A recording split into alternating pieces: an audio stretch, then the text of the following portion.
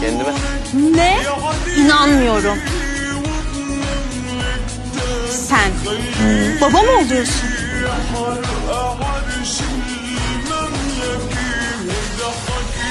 Boş ver. Seyran. Nişanlım. Melis de Amerika'dan çok yakın arkadaşım. Merhaba, memnun oldum Melis. İnanılmaz değişmişsin. Şoklardayım şu an. Çok normal değil mi bu yani? İnsanlar hani değişir ya. Şimdiden geçmiş olsun size. Eski hayatınızda şimdiden veda edin.